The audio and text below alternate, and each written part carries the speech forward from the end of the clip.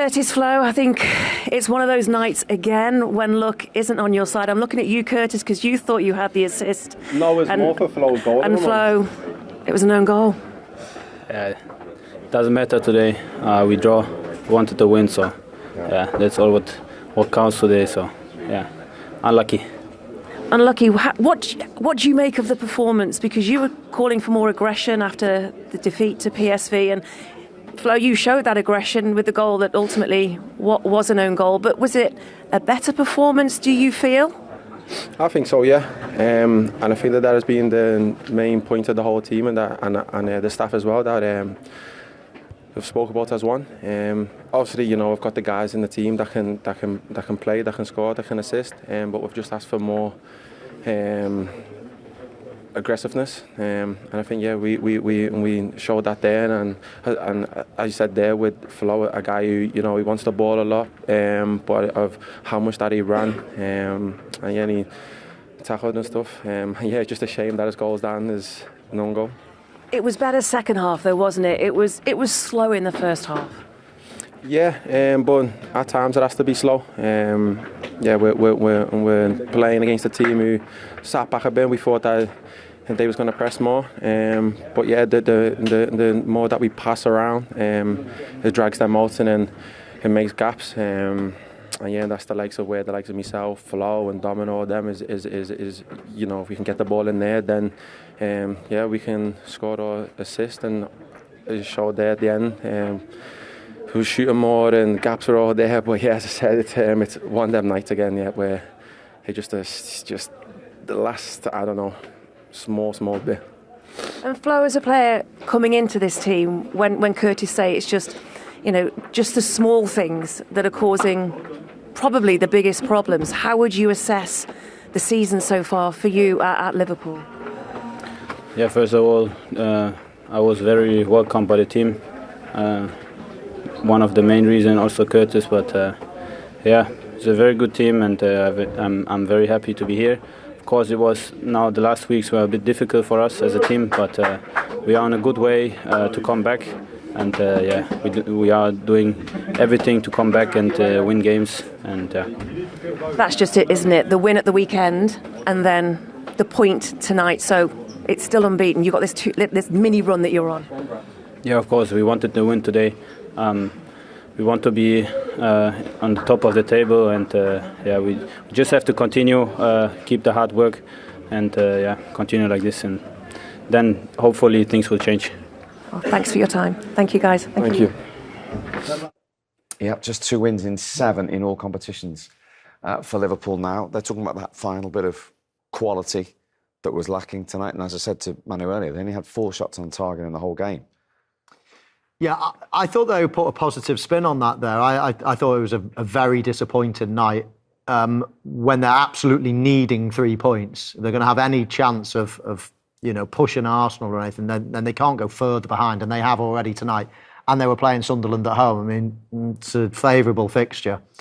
They didn't have a lot of things today. I didn't think they had the urgency. Obviously, they pushed in the last 10, 15 minutes, but they certainly didn't have the final pass. Mo Salah, you know, was quiet.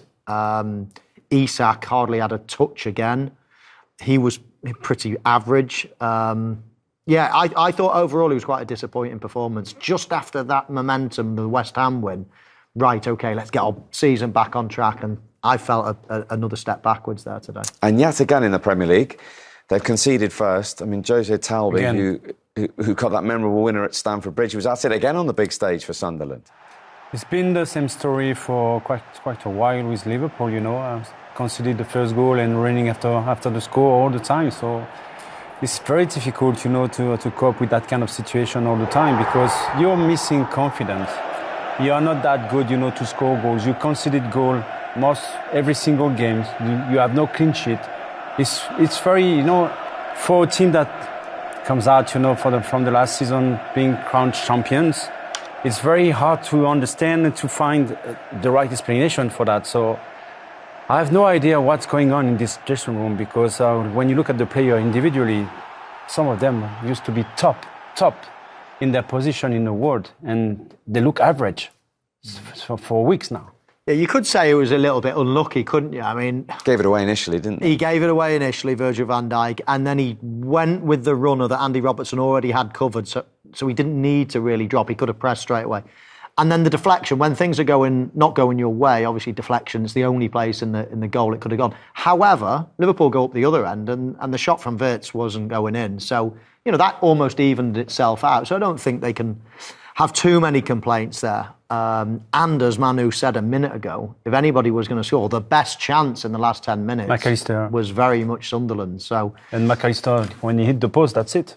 Yes, absolutely. Not as listen, how many 16 odd shots or whatever, but nothing really clear. That wasn't a Liverpool performance that we've been seeing for the last few years. Yeah, they did get level, but Florian Wirtz didn't get his first goal, which was very, very unfortunate. Yeah. But when you see the angle here, it is going wide. Yeah, I thought Curtis Jones did really well here to read that touch, because it wasn't the worst of touches, but he read it and then played a lovely little through ball. Wirtz's great little feet and miskicks it, really. He miskicks it. That's going towards the corner flag. When we see it at a certain angle, it's going nearer to the corner flag than the goal. However, lovely little touch again there, and then it takes a very favourable deflection. We see this is the best angle. He really miskicks it. That's going way, way wide. And they get a bit of luck.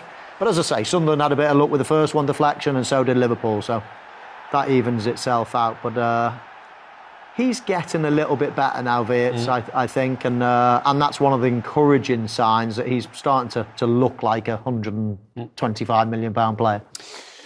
They were pushing for the winner, but actually they had Chiesa to thank for actually not losing the game, didn't they, when Isidore went through?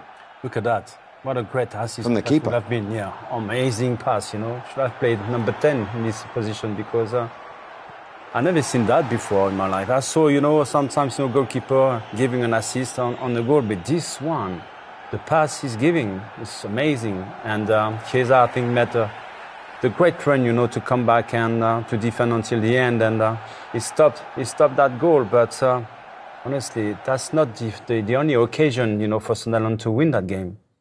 That's what worries me a lot, because it's a promoted team.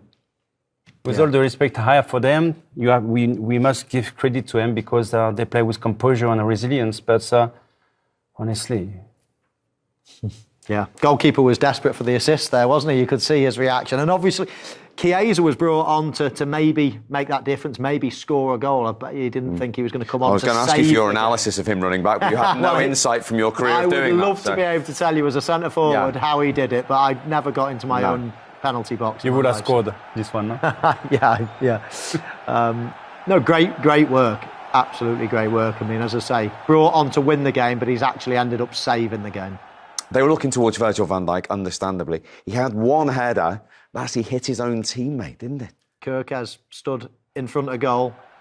You can see him on the goalkeeper, and then he just pulls off the goalkeeper at the last minute to make sure he's not offside, but it's hard to tell on that angle, is that going in?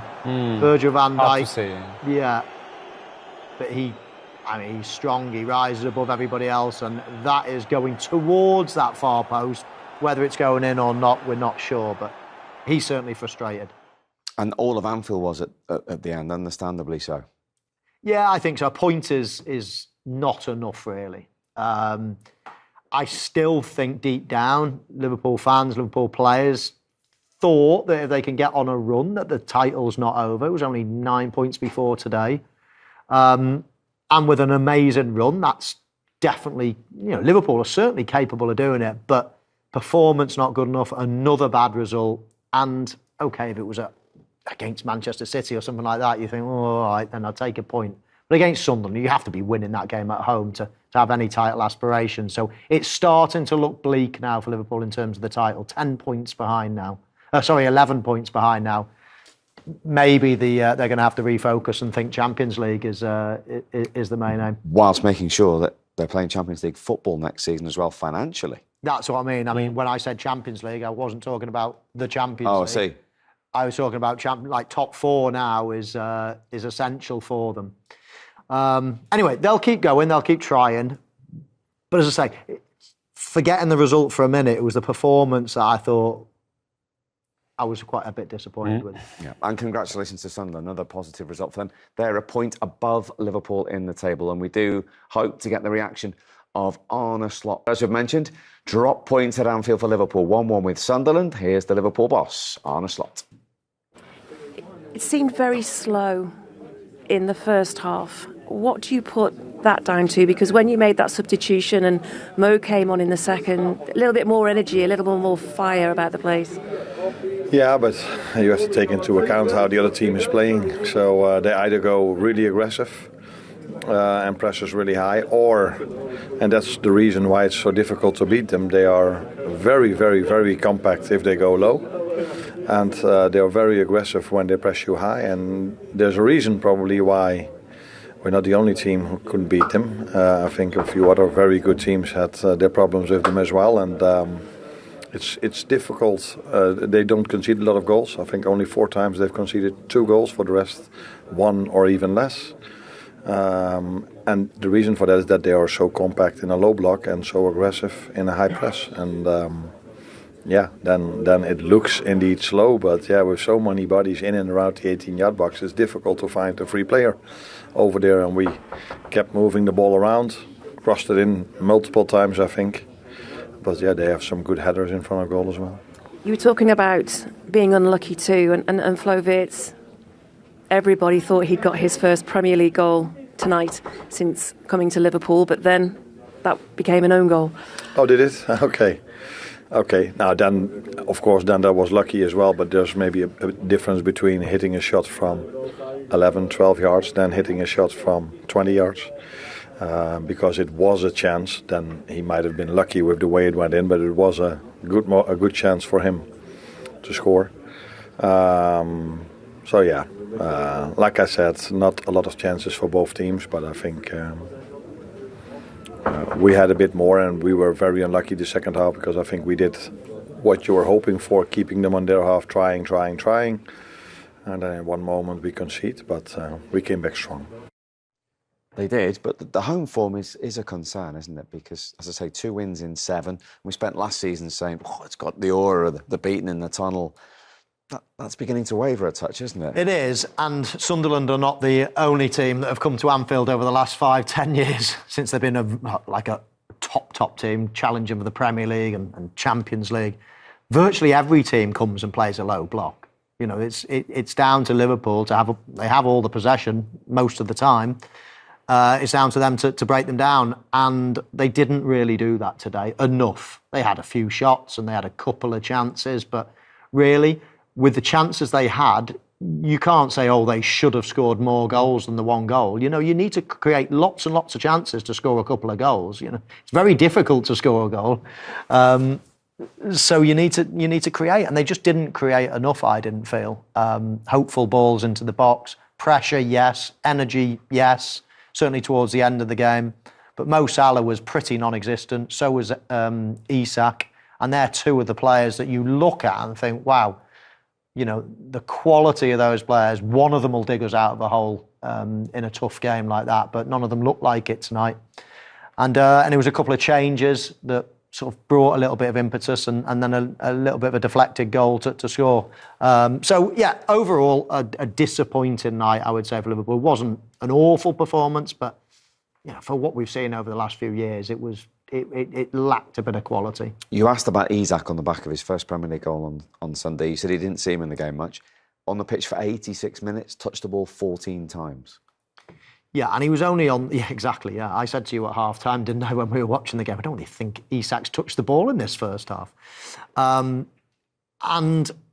you hoped that after the West Ham game... Listen, he wasn't amazing in the West Ham game, but he scored a cracking goal. It was a beautiful finish. And you just hoped that would give him the confidence and then he would go on. But again, another lacklustre performance. Difficult for a centre-forward when teams play deep, lots of bodies around. It is difficult. I found it difficult. You know, lots of strikers will find it difficult. Probably only Erling Haaland, that's got so many different strings to his bow, that wouldn't find it difficult. So not much space for him, but he's just waiting for him, aren't you, to click into gear.